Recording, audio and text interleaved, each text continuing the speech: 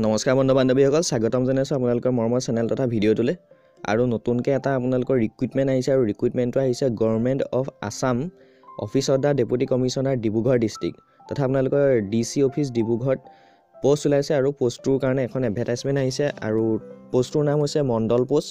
এটা আপোনালোকে এইটো দেখা পাইছে মণ্ডল আৰু তাত আপোনালোকৰ যদি মণ্ডল পোষ্টটোত আপোনালোকে পায় চাকৰিটো তেতিয়াহ'লে 14,000 টকাৰ পৰা 49,000 টকা দৰমহা পাব। লগতে আপোনালোকৰ গ্ৰেড পে দিছে 6,200 টকা আৰু টোটেল পোষ্ট আছে 13টা আছে। ইয়াত আপোনালোকে দেখা পাইছে নিশ্চয় টোটেল আছে পোষ্ট 13টা আছে।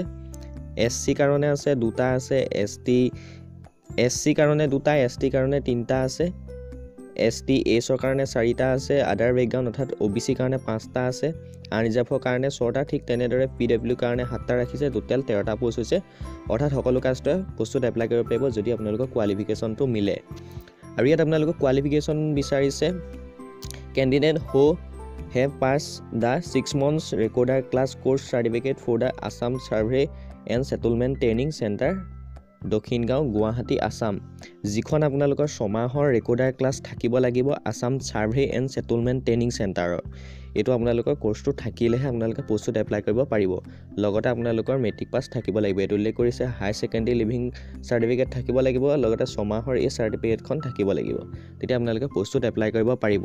আৰু পোষ্টত এপ্লাই কৰিবলৈ হ'লে আপোনালোকে অফলাইন যোগেদি এপ্লাই কৰিব লাগিব, এটা এড্ৰেছত পঠাব লাগিব। আৰু লাষ্ট ডেটটো ইয়াত উল্লেখ কৰিছে ফেব্ৰুৱাৰী মাহৰ 11 তাৰিখ। আপোনালোকে ফেব্ৰুৱাৰী মাহৰ 11 তাৰিখলৈকে পোষ্টত এপ্লাই কৰিব পাৰিব।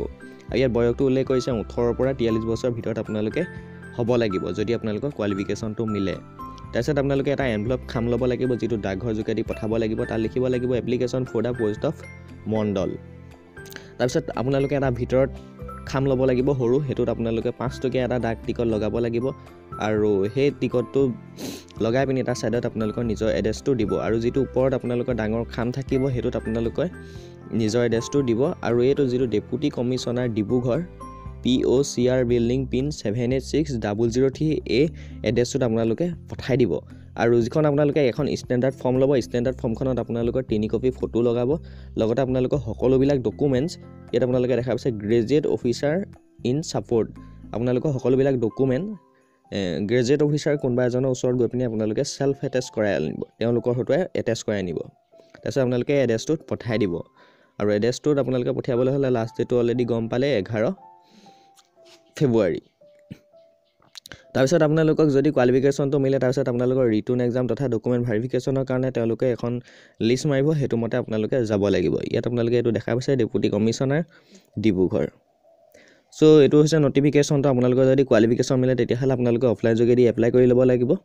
আৰু কিবা যদি আপোনালোকে সুধিবলগীয়া থাকে মোৰ ভিডিঅ'ৰ তলত কমেণ্ট মাৰিব আৰু মই এইটো যিটো এডভাৰটাইজমেণ্ট হয় এডভাৰটাইজমেণ্টৰ লিংকটো তথা PDF ফাইলটো মোৰ ভিডিঅ' ডিছক্ৰিপশ্যনত লগাই দিম। আপোনালোকে তাত গৈ পিনি এইটো ভালদৰে পঢ়ি ল'ব আৰু যদি কিবা বুজি নাপায় মোক কমেণ্ট কৰিব। সো ভিডিঅ'টো ভাল লাগিলে এটা লাইক কৰিব, লগতে আপোনালোকৰ কোনোবা বন্ধু বান্ধৱীসকললৈ ফেচবুক হোৱাটছআপত ভিডিঅ'টো শ্বেয়াৰ কৰি দিব। সো এতিয়া ইমানখিনি, আকৌ পুনৰ লগ পাম। ধন্যবাদ। জয় আই অসম।